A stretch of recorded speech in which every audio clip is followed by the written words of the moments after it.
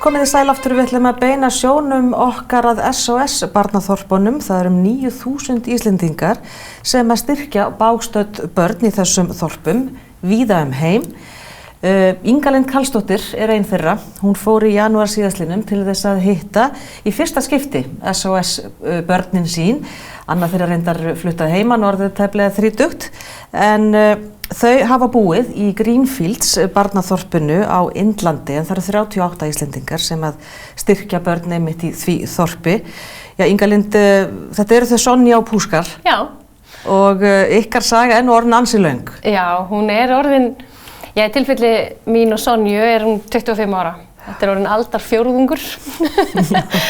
En já, ég var fekk þegar ég var kringum 18 ára bæklingin lúguna heima, sem ég bjó bara hjá mömmu og pappa, og að það væri hægt að styrkja svona börn út í heimi fyrir litla upphæðu mánuði. Og ég hugsaði með mér, býtu, þetta er engin upphæð. Þetta var þá í kringum 1000 kall, sko, sem að en eitthvað örlítið meira núna, en þetta var líka fyrir löngu síðan. Og ég var í skóla og ég vann í sjoppu með skóla og átti samt vel fyrir þessu. En það er þetta bara svona eins og í rauninni, ég veit ekki, andrið einna bíóferðar eða eitthvað slíkt. Já, í dag að núverði þetta er kannski bara bíóferð 2 fullorðnir með barn. Já. Og allir fá sér popp og kók og það er þetta komið, sko. Já. Þetta er í rauninni ekkert meira það. Nei. En þú hjálpar heilu mannslífi. Og ég hef aldrei hætt þessu. Ég hef bara hélt alltaf áfram. Fekk hana Sonju litlu Bardvæ, sem að var þá 4 ára og nýkomin í þetta SOS barnaþorp í Greenfields ásamt systkinum, og mamma hennar hafði látist, pappinn var blindur, bara mikil fátækt og erfiðleikar og hann gat ekki séð þeim. Og síðan hef ég bara fengið að fylgjast með henni og upplýsingarnar sem við fáum, við sem styrkjum börn þarna, eru mjög góðar. Og það er hægt að styrkja þau líka fyrir jólagjöfum og eitthvað svona sem að búa til sjóð fyrir þau þegar þau fara út í lífið, náttúrulega eins og fólk gerir. Og já, þannig að ég fekk bréf frá henni þegar hún var lítil að æfa sig í ensku og hugsaði alltaf, hvað væri nú gaman að fara þarna eftir tímann og heimsækja, en það kom aldrei það tækifæri þá. Nei, ekki þá. En svo leið bara tíminn og allt í einu, já, hún bara fullorðnaðist og vinnur á svona beauty salon, sagði hún, og á litla stúlku sem heitir Tanja og bara gengur vel og býr með systur sinni, blóðskyldri systur sinni, það er búið saman og bara gengur ágætlega. Þannig hún fór að heiman. Hún fór að heiman og verður að pluma sig. Og þá fikk ég annað barn. Þá hafa barnaþorpin samband segja, viltu nú ekki taka öðru barni, og hvað segir maður? Já, akkurat. Maður segir það sjálfsögðu. Og þá fikk ég lítinn dreng til að styrkja sem heitir Púskar, og hann er 17 ára í dag, og ég fekk líka hitta hann í þessari heimsókn minni. En því ég slóði þetta til þegar þeir höfðu samband við mig, Ragnar og Hans, hjá SOS barnaþorpunum, og spurði hvort ég væri tilbúin að slást í för með þeim í þetta þorp og hitta þessa krakka, þetta fólk. Og ég hélt það nú. Og ég sópaði með þeim börnum mínum sem áttu heimangengt og manninu mínum. Og við fórum í mjög eftirminnilegt ferðalag. Akkurat. Magnaði mitt að koma á þennan stað eftir öll þessi ár. Af því að þú náttúrulega fengi alltaf myndir af þeim, það ekki á mismunandi aldri, það sem þú fær líka upplýsingar kannski svona þeirra styrkleika. Og hvar þau eru svona kannski að skara fram úr og ýmislegt þannig. En hvernig kom þetta þér fyrir sjónir þorpið þegar þú komst þarna? Var þetta eitthvað sem þú bjóst við? Að einhverju leyti já, en svo líka þetta kemur alltaf einhvað á óvart. Þetta var bara heiminn og það var svo mikið að glöðum börnum þarna. Það voru já, á öllum aldri og allir í vináttu og allir að leika, allir rosalega forvitnir okkur auðvitað þegar við komum og svona, en allir kurteisir og eins og ég segi, þau voru bara eins og börn eru. Og þau fara þarna á milli húsa, þau á vini, þau á systkini. Í rauninni, það er eiginlega næstu hægt að segja að þessi börn séu ekki munaðarlaus, vegna þess að þau fá þarna móður sem að sér allt upp í 10 börn sem verða bara börnin hennar. Ég skil. Og ég er móðir og á 5 börn, en þessar konur eru alveg 10 í einu og þær fórna lífi sínu í þetta, hugsaðu þér. Og ein móðirinn sem ég talaði við þarna, hún er búin að ala upp 38 börn. Og ég fekk bara tár í augun þegar hún sagði mér, vá, hægt að gefa meira í lífinu, sko. Og þetta gera þessar konur og SOS Barnaþorpin sjá líka þær þegar þær verða gamlar og þær fá svona elliheimili. Þannig að þetta samfélag og eins og ég segi, þessum börnum líður ekki eins og þessu munaðlaus. Við sjáum þeim þetta myndunum sem voru teknar þarna úti og við náttúrulega höfum líka myndir af því þegar þú hittir Sonju í fyrsta skipti og hann Púskar og við skulum sjá þegar þessir fagnaðarfundir áttu sér stað á Indlandi í janúar síðastliðnum. Hello. Hi. Are you Sonja? Yeah. Hi. Nice to meet you. I'm Inga. Good to see you. But you are my first daughter. Because you came first. I was only 18. We were just reading that letter again from her when she was 8. तो मैम को भेजते थे तो उन्होंने देखो अब तक संभाले हुए हैं तुम्हारे सारे letters. Really nice seeing you, Sonja. Really good to see you. Please come back. Yes. You take care? You take care of Tanya? Yeah. Yes? Okay? Okay. And let's be in touch. Well, hello. Hi, nice to see you. Puskar. Yes. Finally, I get to meet you. Yeah. I think the mothers, you're amazing. It's amazing. बहुत अच्छा काम कर रहे थे. It's very good. Thank you. Thank you for doing that. There was a basketball court. Yeah, that's where you play badminton. basketball. There's a ground, football ground, cricket. Oh, this is the football. Yeah. The This is playground. a play zone area. Þarna sáum við myndir frá Greenfields barnaþorpi SOS á Indlandi. Inga Lind Karlsdóttir hitti þarna SOS börnin sín eftir margra ára, hvað maður að segja, stuðningstengsl. Já, Inga Lind, hvernig var þessi tilfinning? Varstu kvíðin að hitta eins og Sonju eftir allir þessi ári eða hvað, þú veist? Kvíði sé ekki kannski endilega lýsingin. Það voru partur á lífinu svo lengi, þessi stúlka. Já, hún var það og er enn. Og ég hlakkaði alveg ofsalega til og það voru engin vonbrigði að hitta hana. Og það var bara áður en að fólki var bannað að faðmast. Rétt náðu því þannig í janúar. Þetta var bara hlýtt og gott og innlegt knús.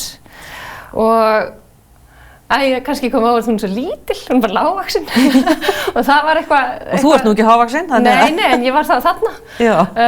Og svo sýndi hún mér húsið sem hún ólst upp í. Þetta er náttúrulega mörg hús inn í þorpinu og herbergi sitt og það sem ég fekk alveg sterkt á tilfinningunni henni hefði nú liðið vel þarna. En það heldur hún góðu sambandi við þá konu sem ól hana upp, þessa SOS mömmu sína og kemur þarna reglulega í heimsókn. Því hún er fluttað heiman, hún er tæplega 30, það ekki? Jú. Og einstæð móðir og bara gengur ágætlega í lífinu. En það var kannski svipað með Púskar að hann gaf þér þessa sönnun fyrir því að þarna leið honum vel. Og hann er ennþá kominn í einhvern annan stað sem unglingur, eða ekki? Jú. Þau eru 14 ára þegar þau eru aðskilin kynin. Og þá fara strákarnir á svona unglingaheimili fyrir stráka og stúlkurnar fyrir stúlkur. Og hann er kominn á þannig heimili en mætt inn í þorpið þegar við komum. Og það var líka, ég trúði nú eiginlega ekki að þetta væri styrtar barnið mitt og þetta var bara 17 ára töffari. Ógeðslega góður í íþróttum. Ógeðslega góður í íþróttum og hann skoraði náttúrulega á mig í körfubolta sem ég er afleitt í en ég spilaði smá. Hvað gerir maður ekki fyrir börnin sín? Já.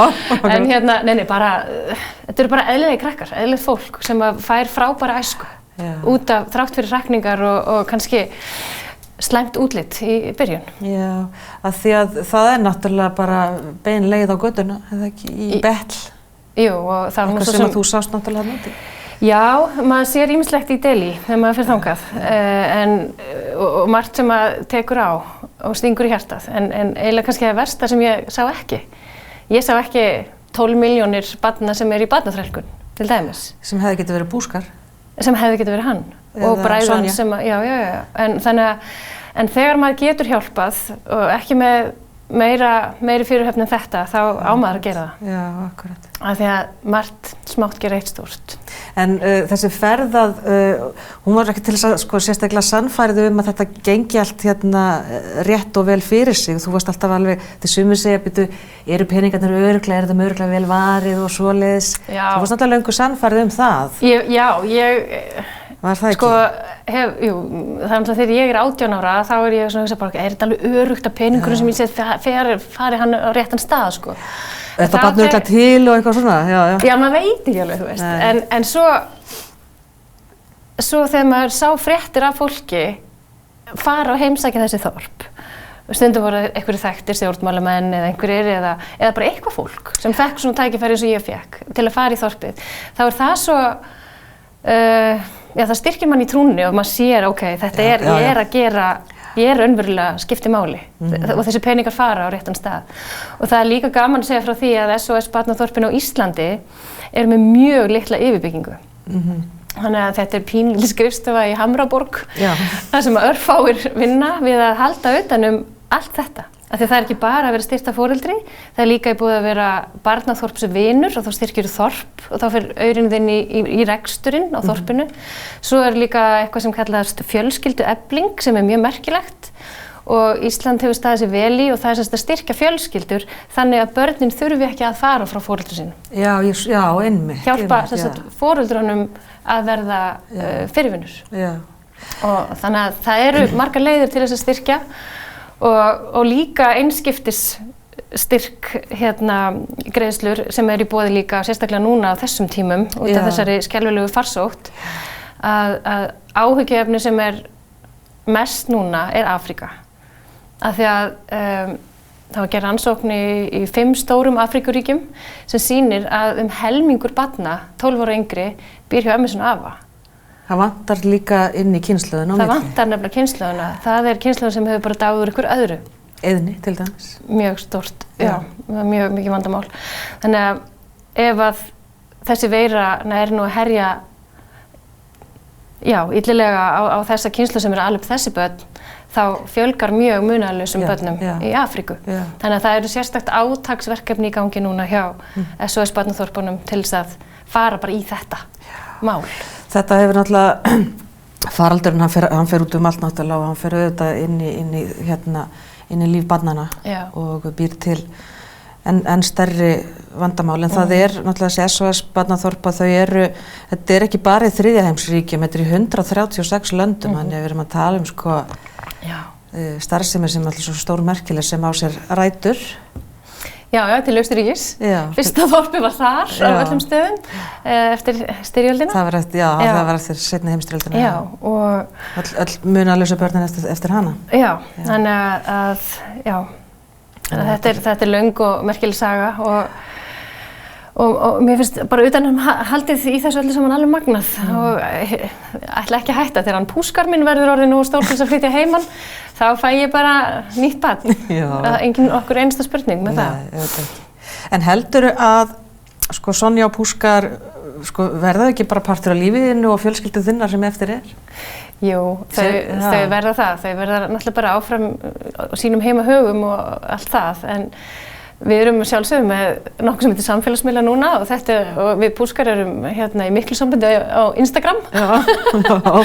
Og maður heyrir í þeim, ég minna, þú veist, sambandi þetta er allt öðruvísi núna en þú veist, árið 1990. Þá, eða 2000 bara, þú veist, það var fjarlægir meiri, þá voru þetta svona sendibréf, en núna... Já, nú eru það samfélagsmiðlarnir, já. Og þú heldur sambandi við Sonju áfram með það ekki? Jú. Þannig að þau eru bara nær manni. Akkurat. Inga-Lind Karlsdóttir, hún fór í janúar, hitti SOS styrktarbörnin sín í fyrsta skipti og við minnum á heimasíðu SOS Barnaþorpanna. Það er hægt að vera með ólíkar greiðslur, kannski ekki allir í miklum álnum akkurat núna, en við getum samt hjálpað. Inga-Lind Karlsdóttir, takk kærlega fyrir að koma hingað. Takk. Og takk fyrir að leyfa okkur að sjá þessar myndir.